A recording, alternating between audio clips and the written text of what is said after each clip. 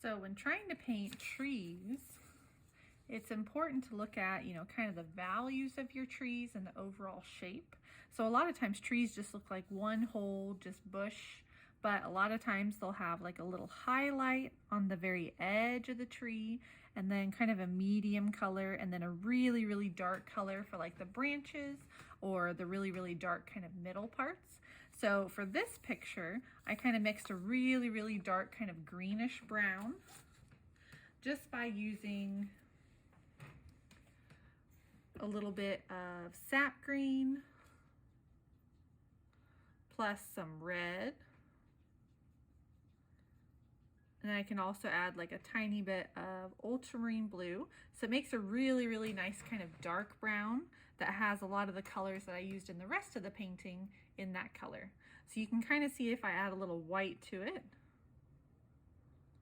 how it's kind of grayish. And then if I wanted it to be a little warmer, I could add a little bit of yellow to it and make it a little more interesting. So, and with that color, I'm just kind of using a small round brush and trying to make sure the tops of my trees are nice and organic. So that means I'm not, trying to make them perfectly trimmed, because these are kind of wild trees.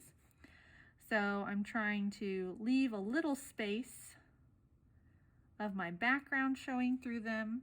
And then once I have kind of that main color blocked in, then I could add a little white to that color, and then a little bit of yellow. And I could do a little highlight on the very edge of the tree. So you can already see how I've done that on some of my other trees. But once it gets really, really wet, sometimes it gets really muddy and it's harder to put in those colors. So you might want to let it dry if it seems like you're just fighting the color. And then I can also, a lot of my background, is kind of covered up by some of those trees, but some of it is supposed to be peeking through, like at the bottom of the tree. So I could come in with that color and also help to break up kind of the shape of my tree. And that might take a couple layers and patience.